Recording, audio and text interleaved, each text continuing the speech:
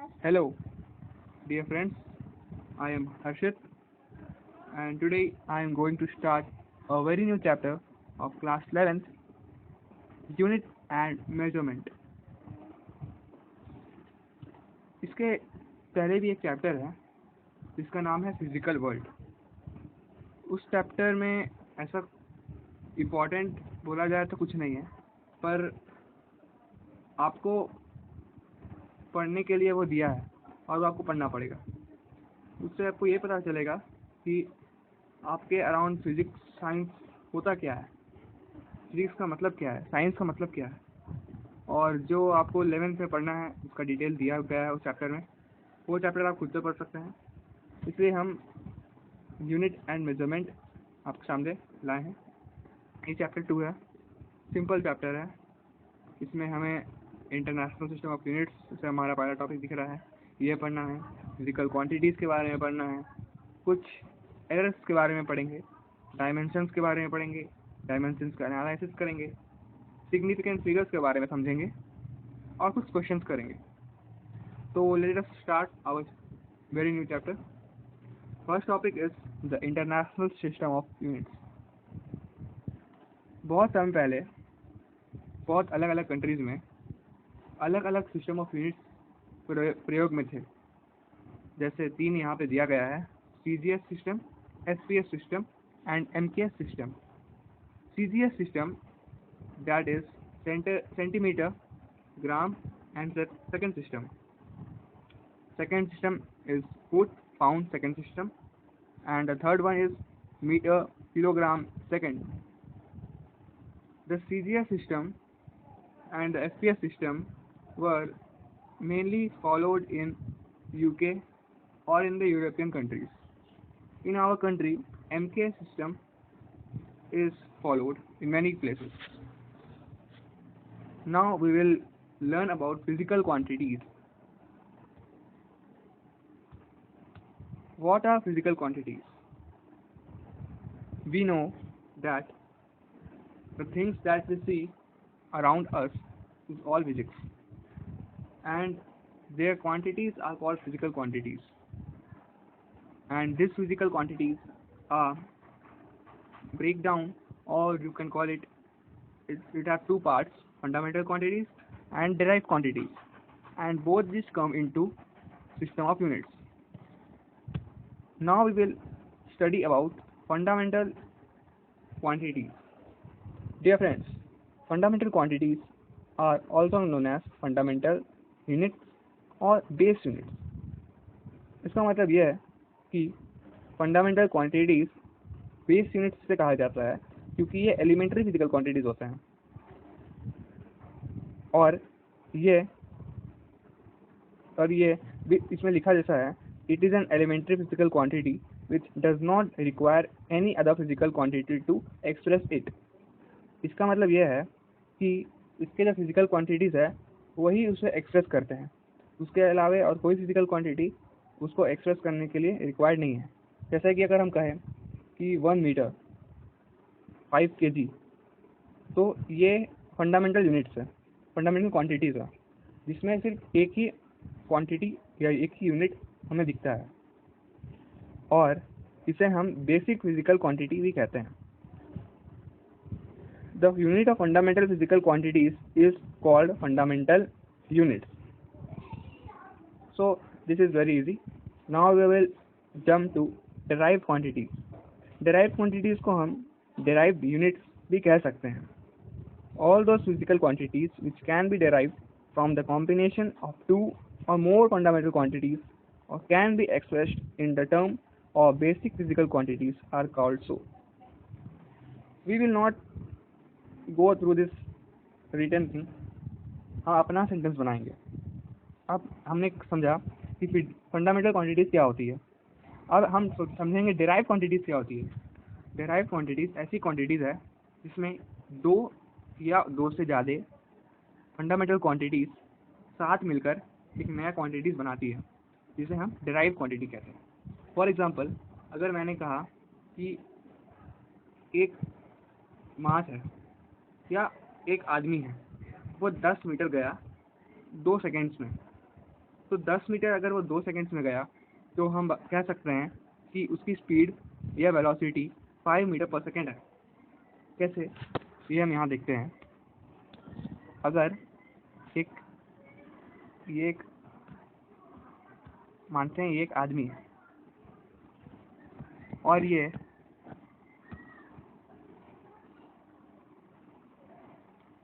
इतने डायरेक्शन में गया, इतने डिस्टेंस तक गया और ये डिस्टेंस है 10 मीटर और हमने क्या कहा कि ये 2 सेकंड तक गया, 2 सेकंड। तो हमें पता है कि speed is equals to distance by time. So अगर हम डिस्टेंस बाय टाइम करें तो 10 मीटर बाय 2 सेकंड, तो ये कैंसल आउट होकर 5 हो जाता है, 5 मीटर पर सेकंड। सो हम यहाँ देख सकते हैं कि ये 5 मीटर पर सेकंड है। तो ऐसे ही हम बहुत सारे एग्जांपल्स अभी देखेंगे, अभी बहुत सारे एग्जांपल्स आएंगी। तो अब हम जाते हैं अपनी नेक्स्ट स्लाइड पर। हाँ, लेट्स सी दिस। यहाँ फंडामेंटल यूनिट्स का डेफिनेशन दिया हुआ है। सबसे पहले हम ये जान लेते हैं कि कितने फंडामेंटल यूनिट्स होते हैं, कितने फंडामेंटल यूनिट्स होते हैं। तो पहले हम देखते हैं पहला फंडामेंटल यूनिट है लेंथ, जिसे हम मीटर से डिनोट करते हैं, मीटर। सेकंड है टाइम, जिसे हम सेकंड, एस से डिनोट करते हैं। ध्यान देना, यहाँ SEC का प्रयोग मत करना वरना ये गलत हो जाएगा। थर्ड है मास, इसको हम kg से डिनोट करते हैं। ये देखिए, kg से डिनोट करते हैं। उसके बाद आता है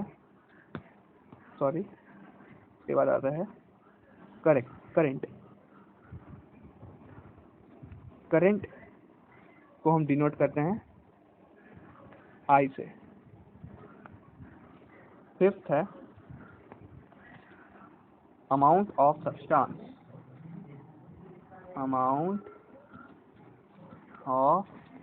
सब्सटेंस, इसे हम डिनोट करते हैं मोल से।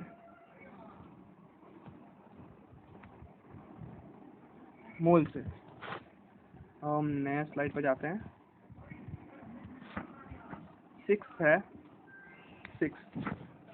ल्यूमिनस इंटेंसिटी, इसे हम कैंडेला से डिनोट करते हैं।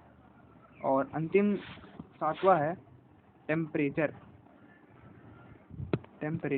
जिसे हम केल्विन से डिनोट करते हैं।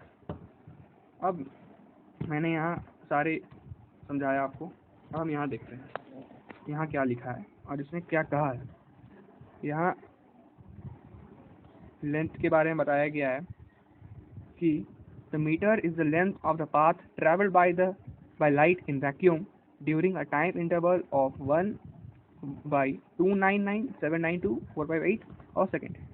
ये सब डेफिनेशंस इंपॉर्टेंट नहीं है क्योंकि ये एग्जाम्स में या फिर किसी टेस्ट में या कहीं नहीं पूछे जाते। बस आपको पढ़ना है ताकि आप समझ जाएं। अगर आप ये खुद से पढ़ेंगे तो आप समझ जाएंगे कि क्या लिखा है। और अगर कुछ डाउट हो तो मुझसे पूछ सकते हैं। चलिए अब हम जाते हैं नेक्स्ट स्लाइड पर।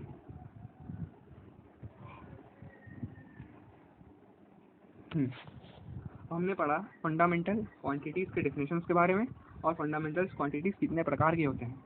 हमने देखा कि 7 प्रकार के फंडामेंटल क्वांटिटीज़ होते हैं।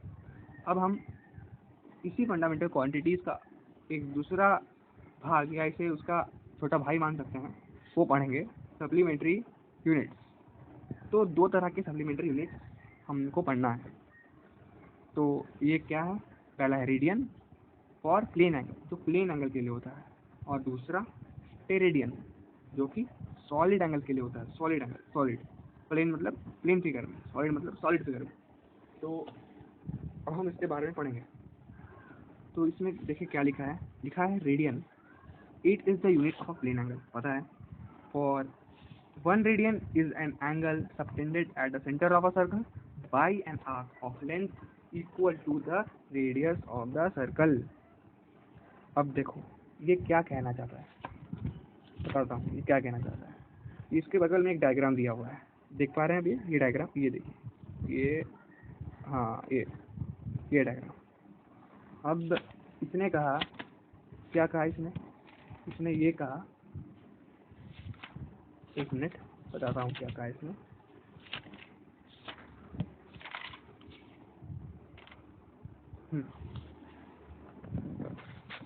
तो इस भाई साहब ने कहा कि प्लेन एंगल डी थीटा, देखिए डी थीटा लिखा हुआ है, as the ratio of length of arc d S.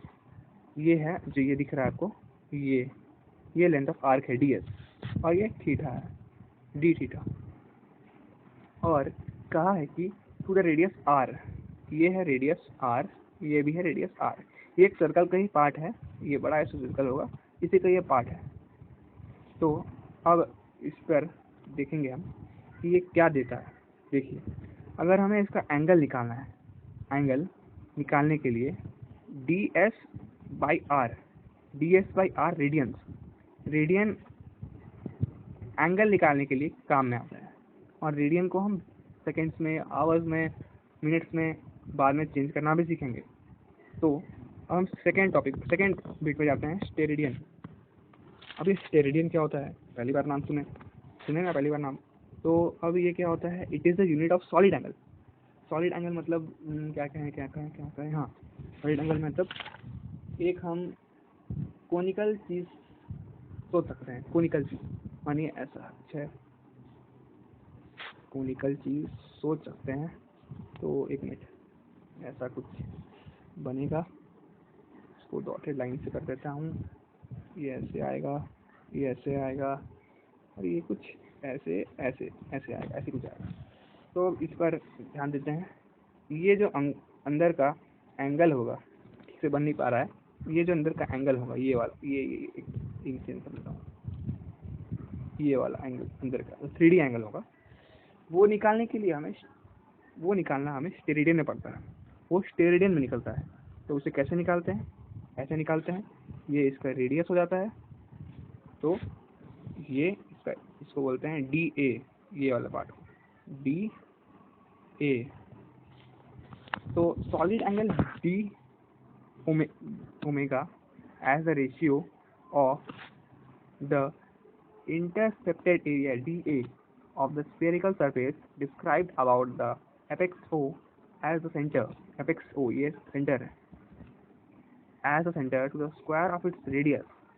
तो ये क्या कह रहा है कि अगर हमें डी ओमेगा चाहिए तो हमें डी ए बाई आर का स्क्वायर, यहाँ तो लिखा ही है, फिर मैं क्यों लिख रहा हूँ, ये वाला ये करना पड़ेगा, ये करना पड़ेगा हमें, समझ गए।